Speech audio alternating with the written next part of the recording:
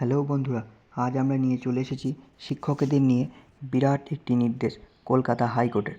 চাপে পড়ল কি পর্ষদ, এই নিয়েই আজ সম্পূর্ণ তথ্যটি আপনাদের কাছে তুলে ধরব।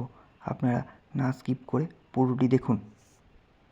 রাজ্যের উচ্চস্তরী পোর্টাল বন্ধ থাকায় কিছুদিন আগেই হাইকোর্টের তোপে মুখ পড়েছিল রাজ্য।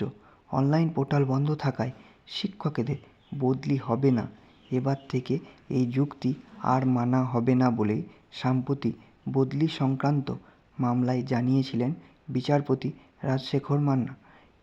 তার বদলে অফলাইনে বদলির আবেদনের প্রক্রিয়াকে আইনি বৈধতা দিয়েছিল কলকাতা হাইকোর্ট। কিন্তু আবেদন করার কতদিন পর সে আবেদনকারীর বদলি হবে, এবার সেই প্রশ্ন তুললেন উচ্চ আদালত। শিক্ষক বদলি সংক্রান্ত বিষয়ে বড় নির্দেশ হাইকোর্টের। উচ্চশ্রী পোর্টাল এর বদলে অফলাইন বদলির আবেদন করলে এই কত দিন পর সে আবেদনকারী ডাক আসবে, কত দিনে শিক্ষক শিক্ষিকাদের আবেদন গৃহীত হবে, এবার সেই প্রশ্ন তুললেন কলকাতা হাইকোর্টের বিচারপতি অমৃতা সিনহা। এক শিক্ষিকার আপোষ বদলির আবেদন মামলায় শুনানি চলাকালীন জাস্টিস সিনহা প্রশ্ন, বদলির আবেদন জানানোর কত দিনের মধ্যে পর্ষদ তা বিবেচনা করবে?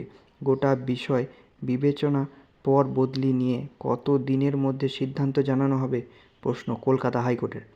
অফলাইনে শিক্ষক বদলি নিয়ে পর্ষদ কী গাইডলাইন রয়েছে, সময়সীমা কী, এই সমস্ত বিষয় জানানোর জন্য পর্ষদকে নির্দেশ দিল কলকাতা হাইকোর্ট।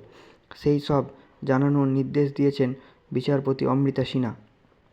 তার নির্দেশ, একজন শিক্ষক বা শিক্ষিকা পর্ষদের কাছে যে বদলি আবেদন জানানোর কত দিন পর তা সিদ্ধান্ত জানানো হয়, তা গাইডলাইন সহ পর্ষদকে জানাতে হবে। আদালতে পর্ষদ জানিয়েছে, এই বিষয়ে সঠিকভাবে বিবেচনার জন্য পর্ষদকে যথাযথ সময় দেওয়া হোক, তাহলে তারা সিদ্ধান্ত জানাতে পারবে।